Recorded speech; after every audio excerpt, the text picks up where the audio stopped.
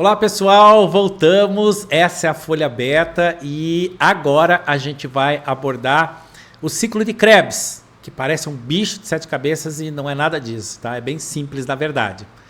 O ciclo de Krebs, ele foi elucidado pelo Dr. Hans... Chamando o Dr. Hans Schukrutz! Chamando o Dr. Hans Schukrutz! Pelo Dr. Hans Krebs, que é um alemão de origem judaica, que trabalhou bastante na elucidação do ciclo de Krebs, e logo que ele elucidou o ciclo, ele enviou um artigo para publicação para a revista Nature, e a revista Nature negou o artigo, certo? Ela disse que o artigo não era importante, não era interessante, e aí o Dr. Hans Krebs, ele acabou submetendo seu artigo para uma revista que na época chamava Enzymology e hoje ela se chama Molecular and Cellular Biochemistry. Pois é, um pouco de história, né? E um pouco de incentivo para nós, porque às vezes a gente produz um trabalho científico e as pessoas julgam que não é bom o suficiente, mas às vezes ele é bom sim, né? As pessoas que não estão julgando de maneira correta, certo? Então vamos seguir e abordar os passos do ciclo de Krebs. Esse é o ciclo de Krebs, e aqui à esquerda você vê a via glicolítica.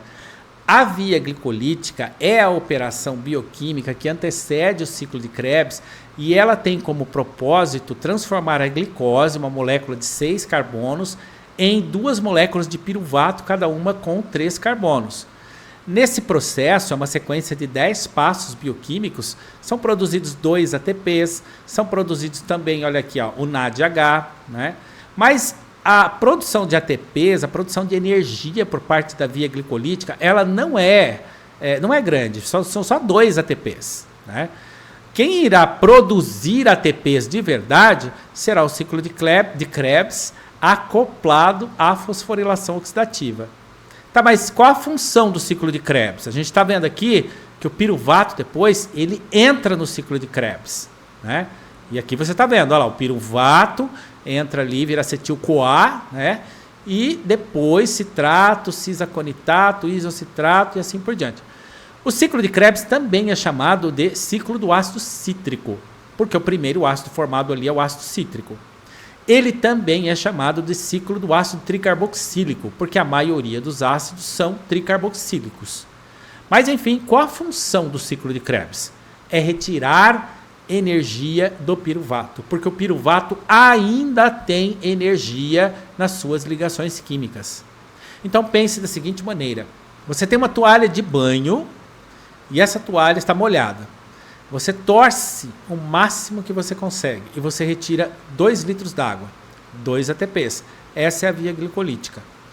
Mas você ainda sabe, você ainda sente que a toalha ainda tem água, porque ela está úmida, mas você não consegue mais retirar a água. Então você coloca numa centrífuga. Essa centrífuga é o ciclo de Krebs. E nessa centrífuga vai sair mais 36 litros d'água, mais 36 ATPs. Tá? Alguns autores consideram um pouco mais, um pouco menos, mas isso é uma questão de interpretação e a contagem dos ATPs formados em cada operação bioquímica a gente vai ver num vídeo subsequente, tá bom? Mas enfim, seguindo, qual a função do ciclo de Krebs? É produzir energia? Não, é produzir elétrons. É retirar a energia que está presente no piruvato na forma de elétrons, elétrons esses que serão captados pelo NADH e pelo FADH2, tá? Que são aceptores universais de elétrons. Então o ciclo de Krebs, a função dele não é produzir ATPs, né? É retirar elétrons da molécula do piruvato. E aqui você vê que a primeira liberação de CO2, né? Tá ali, ó, o primeiro CO2 liberado é decorrente da conversão do piruvato em acetil-CoA. A segunda liberação do CO2 é decorrente da conversão de isocitrato em alfa-cetoglutarato pela enzima isocitrato desidrogenase. E a terceira liberação de CO2 é decorrente da conversão de alfa-cetoglutarato em succinil-CoA pela enzima alfa-cetoglutarato desidrogenase. E assim, esse CO2 que é formado no ciclo de Krebs, ele sai por meio dos nossos pulmões. Então você tem 2 pulmões gigantescos só para retirar o CO2 formado no ciclo de Krebs, mas também para enviar o oxigênio até a mitocôndria para a cadeia transportadora de elétrons, uma operação que a gente vai ver subsequente, mais para frente. Tá? É a fosforilação oxidativa. Feito? Note aqui que o ciclo de Krebs formou um ATP. É verdade. O ciclo de Krebs não forma ATPs, forma no máximo um ATP, porque a sua função não é essa. A sua função é retirar elétrons da molécula do piruvato. Mas formou-se um ATP apenas, tá bom? Na verdade, forma-se GTP e depois esse GTP fosforila o ADP, que é convertido em ATP, tá bom? Seguindo, então, a gente tem aqui a termodinâmica do ciclo de Krebs, né? A maioria das reações são altamente exergônicas, tá? São reações que são termodinamicamente favoráveis. São 3 reações que são endergônicas, mas essas reações endergônicas, aquelas que não são termodinamicamente favoráveis, ou seja, você precisa de energia para que essa reação aconteça, essas reações que são exergônicas, elas ocorrem no ciclo porque elas estão fortemente acopladas a reações que são altamente exergônicas, tá bom? Bom, o ΔG refere-se à energia livre para a conversão de 1 mol de substrato em 1 mol do produto sob condições padrão, tá? Essa discussão é uma discussão da termodinâmica envolvida no ciclo de Krebs. Então, todo o valor aqui, que é mostrado aqui, o ΔG positivo, são reações que elas são termodinamicamente desfavoráveis. Então, por exemplo, a conversão do malato em oxalacetato é 7,1 kcal positivo. Mas a conversão do oxalacetato, né, em citrato é menos 7,7 kcal negativo. É uma reação fortemente exergônica que arrasta a reação de conversão de malato para oxalacetato, que é altamente endergônica. Fácil. Não tem muita dificuldade nisso, né? You are beaten. It is useless to resist. Don't let yourself be destroyed as Obi-Wan did.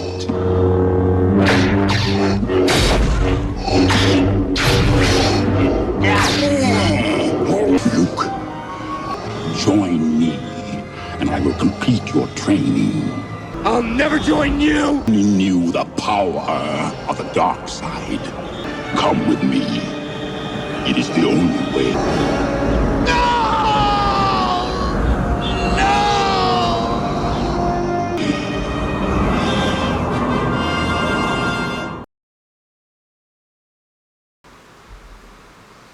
Outra coisa, o ciclo de Krebs, ele tem um caráter anfibólico. Anfi quer dizer 2. Né? E bólico vem de tanto é anabólico quanto é catabólico.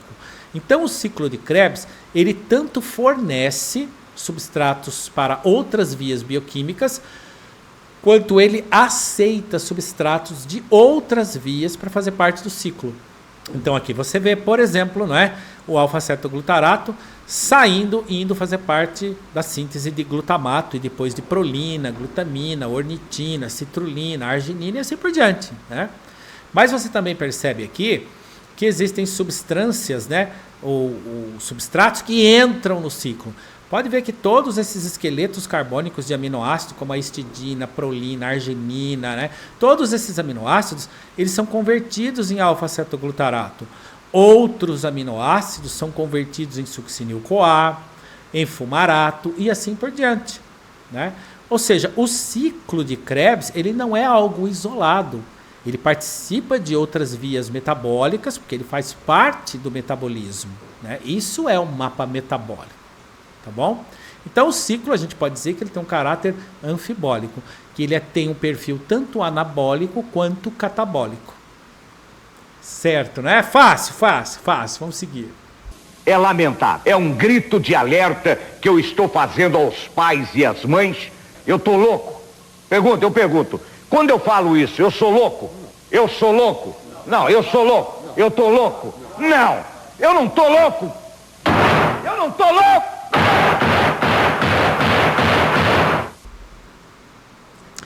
Bom, a cada volta, o ciclo de Krebs produz 3 NADH, 1 GTP, um FADH2 e ainda libera 2 moléculas de CO2. Uma dessas moléculas de CO2 foi liberada na conversão de piruvato para acetil-CoA.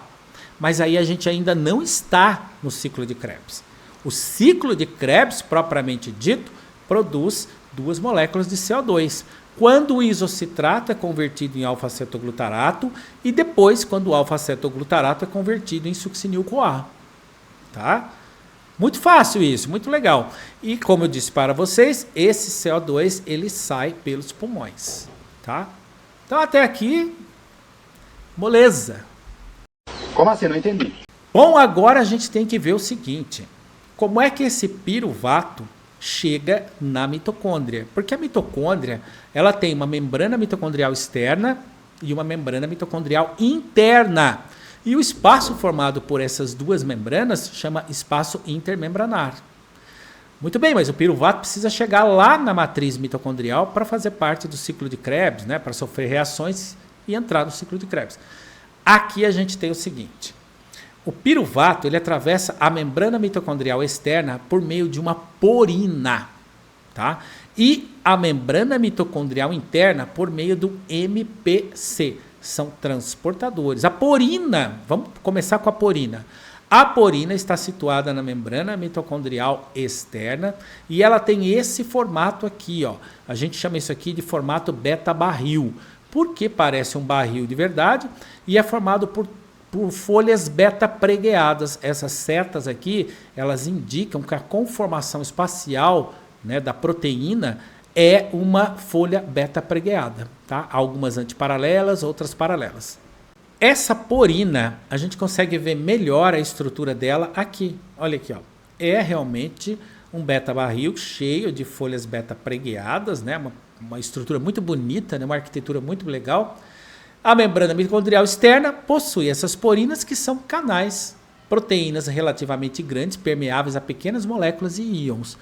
As porinas, então, permitem que o piruvato e outras moléculas, e aqui a gente está discutindo somente o piruvato, de tamanho semelhante, atravessem a membrana externa da mitocôndria de maneira bem fácil, né? Sem a necessidade de transportadores especializados. Feito? Vamos ver como que acontece o transporte do piruvato da membrana mitocondrial interna para dentro da matriz. Então aqui a gente tem a Mitochondrial Pyruvate Carrier, a MPC, tá? Então aqui dá para você ver, olha ali a porina que fica na membrana mitocondrial externa, né? O espaço intermembranar e agora a MCP, ela fica ali, ó, na membrana mitocondrial interna que forma as cristas mitocondriais. Então, para atravessar a membrana mitocondrial interna, o piruvato depende da MPC, que é um simportador, que acopla um próton de hidrogênio, né, decorrente, né, do gradiente de prótons gerado pela cadeia transportadora de elétrons. Isso a gente vai ver no futuro, tá, mais para adiante. Então, o que interessa saber aqui é o seguinte, que a MPC, ela faz o seguinte, é um simportador, atravessa um piruvato e atravessa um próton de hidrogênio. Um simportador é uma proteína que transporta substratos no mesmo sentido, ó, simportador e antiportador, tá? Simporte e antiporte. E a MPC é um simportador. Entra o piruvato e entra um próton de hidrogênio, tá? Muito fácil, muito fácil. Então vamos seguindo, até agora tudo bem, né? Nem chegou no ciclo de Krebs ainda. Nossa. Eu não estou suportando mais. Bom, então olha aqui, ó, até agora a gente viu o seguinte, ó, o piruvato, né, é convertido em acetil-CoA, perde uma molécula de CO2, tá? Nem chegamos no ciclo de Krebs ainda. Bom, e depois aqui, ó, complexo da piruvato desidrogenase, né, transforma o piruvato em acetil-CoA, ou seja, nesse momento são produzidos aqui, ó, um NADH. Muito bem, a gente está falando de aceptores de elétrons, é importante saber o que são esses aceptores de elétrons. A gente vai falar muito aqui de NADH, NAD, FADH, FADH2 e tal. O que são essas substâncias? Esse aqui é o NAD, ó, nicotinamida, adenina dinucleotídeo. Olha ali, o NAD, tá vendo? É essa estrutura aqui. Quando ele se transforma no NADH, olha a diferença. Ele só pegou um próton ali, ó, pegou um hidrogênio. E os elétrons estão sendo transportados na forma de hidretos. Um hidreto é um próton de hidrogênio que tem carga negativa, porque ele aceptou um elétron. Tá? Você não vê o elétron aqui, né? Não está mostrando aqui. Mas acredite, né? Esse hidrogênio aqui, na verdade ele é H+, ele acaba ficando com carga negativa porque ele acepta um elétron e ele transporta esse elétron, então, na forma de hidreto. Tá bom? Então, esse é o NAD e esse aqui é o NADH. Né? Agora, vamos ver aqui, ó. Esse é o FAD e ali o FADH2. Então, quando a gente fala, olha, formou um NAD, formou um FAD, a gente está se referindo a esses aceptores de elétrons. Essas substâncias, eles vão levar esses prótons e esses elétrons para a cadeia transportadora de elétrons, que é uma operação acoplada ao ciclo de Krebs. Essa é a coenzima A. A coenzima A, olha ali, ó, número 1, tá vendo? O número 1 ali é o 3-fosfoadenosina. Número 2, difosfato anidrino organofosforado. Número 3, ácido pantóico. Número 4, beta-alanina 5-cisteinamina, né? Isso é a coenzima A. Então, quando a gente fala assim, a coenzima A é tudo isso. E quando a gente fala acetilcoenzima A, ou seja, acetil-CoA, basta você colocar o grupo acetil ali. Daí você tem o acetil-CoA. Estou mostrando essas estruturas aqui para vocês saberem o que essa coisa é quimicamente, né? Porque senão a gente fala de acetil-CoA e você não tem a ideia do que isso é. Isso aqui é o acetil-CoA. É interessante a gente ver para saber o que é o acetil-CoA, né? É essa coisa aí, tá bom? Muito bom. Agora, a primeira etapa do ciclo de Krebs, que é a síntese do citrato.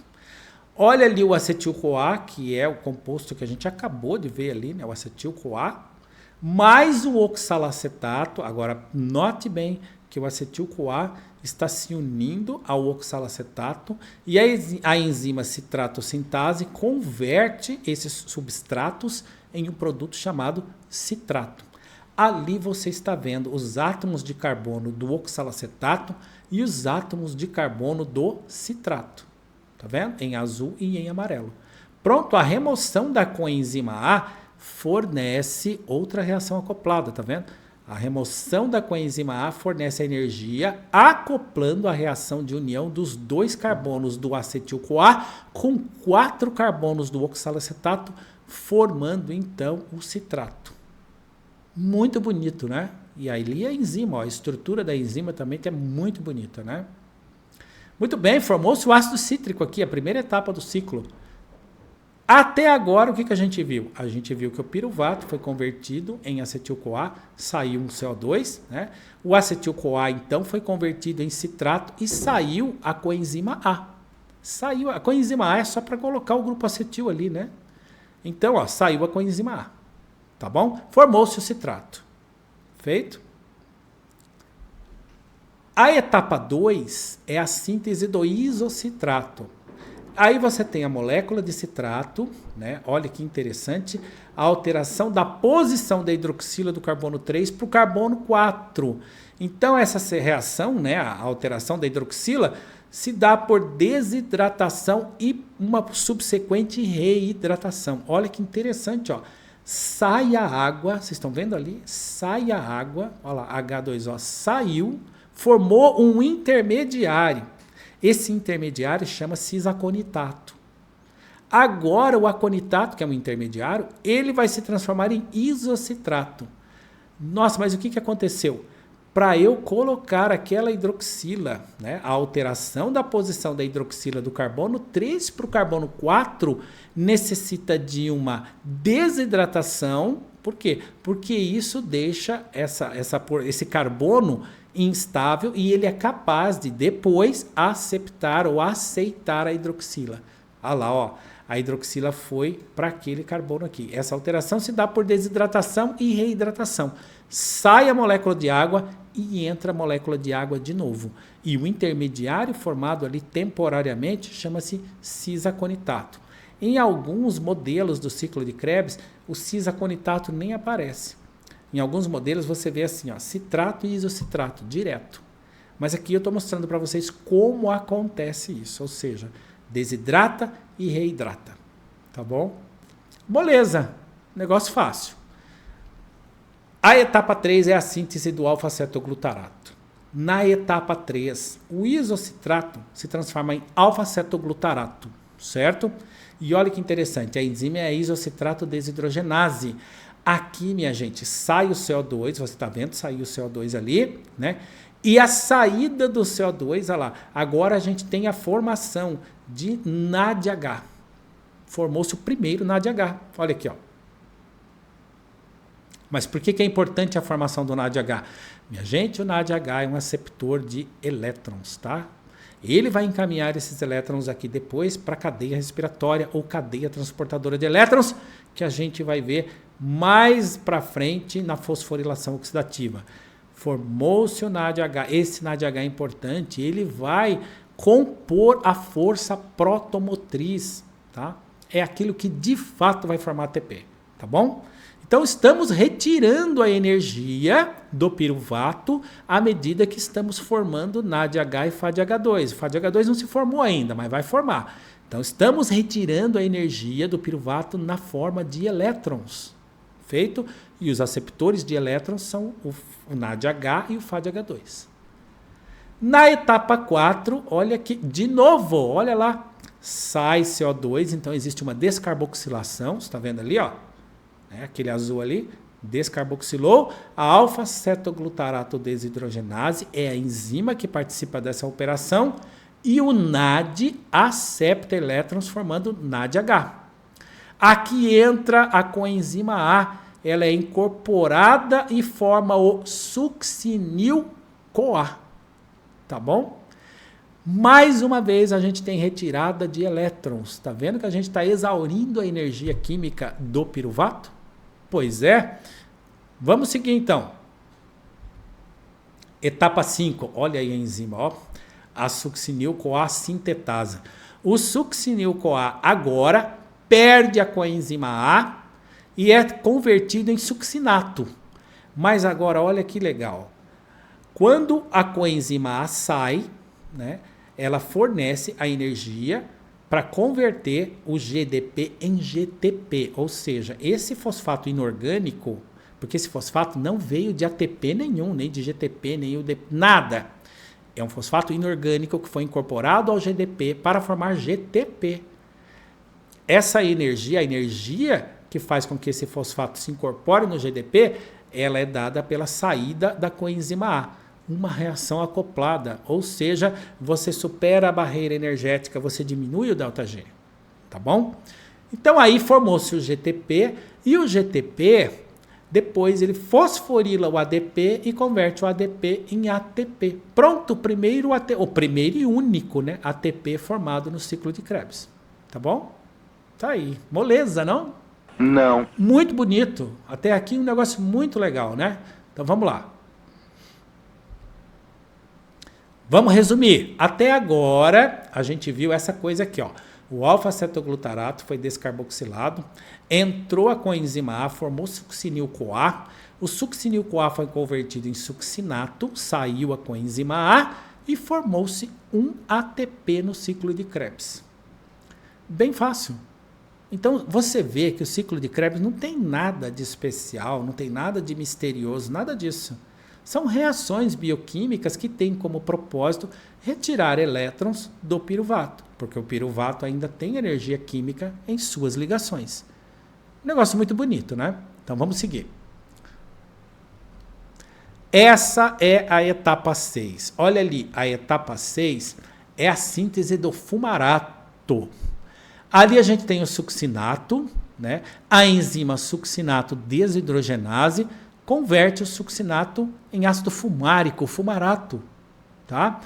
Olha agora, formou-se o FAD, né? O FADH2. Ali tem FAD, FADH mais H. A gente pode chamar isso de FADH2, tá bom? E veja de onde saíram os hidrogênios, tá? Os hidrogênios saíram dali, mostrado em amarelo, né? E foram incorporados pelo FAD. Realmente, a gente tem remoção subsequente de elétrons, não é? Formou-se o fumarato, tá bom? Muito interessante. O ΔG, olha o ΔG para essa reação, é zero, né? Significa que a reação está em equilíbrio, ou seja, produtos podem virar reagentes e reagentes podem ser reconvertidos a produtos, tá?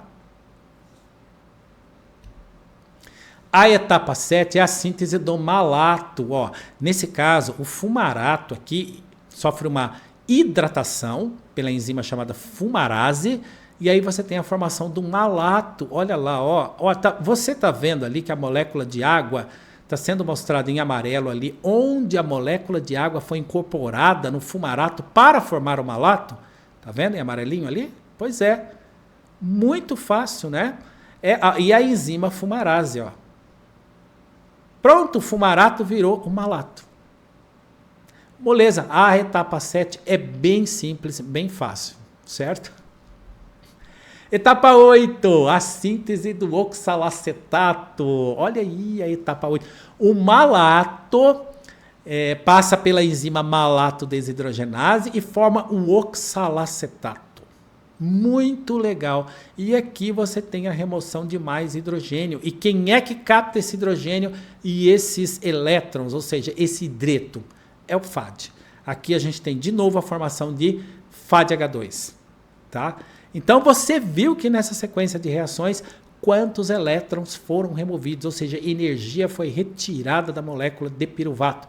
O piruvato ainda tem energia. Significa que a glicólise não exaure toda a energia presente na molécula de glicose. Tá bom? Muito bem, esse aqui é o resumo, né? Aqui você consegue ver todas as reações, todas as enzimas, locais onde forma NADH, FADH2, tá bom? Esse aqui é um resumo do ciclo de Krebs. Você pode considerar o ciclo de Krebs como sendo a regeneração do oxalacetato. Porque agora, se você olhar lá no ciclo, o oxalacetato de novo vai formar tudo, vai começar tudo de novo. Citrato, isocitrato, alfa-cetoglutarato, succinil-CoA, succinato, fumarato, malato e oxalacetato. O ciclo de Krebs é a regeneração do oxalacetato. Tá bom? Pode olhar lá, ó. Muito bem, finita la comédia, chegamos ao fim. Esse é o ciclo de Krebs, muito fácil, muito interessante. E agora você vai poder dizer aqui nos comentários que banda é essa daí, tá bom? Muito obrigado por ter assistido até agora. Esse é o ciclo de Krebs, é muito fácil, não precisa ter medo dele. E mais pra diante a gente vai estudar uma operação acoplada ao ciclo de Krebs, que é a fosforilação oxidativa, tá bom? Até mais, finita la comédia. Tchau. Chegamos ao final dessa abordagem. Uma de nossas fontes bibliográficas para o desenvolvimento desse conteúdo foi o livro intitulado Bioquímica Clínica. Se você quiser adquirir essa obra e mais de 300 outros títulos com 30% de desconto, consulte nosso catálogo e entre em contato. Se você gostou desse conteúdo, apoie nosso canal com seu like e considere se inscrever, fazendo parte da Folha Beta. Obrigado.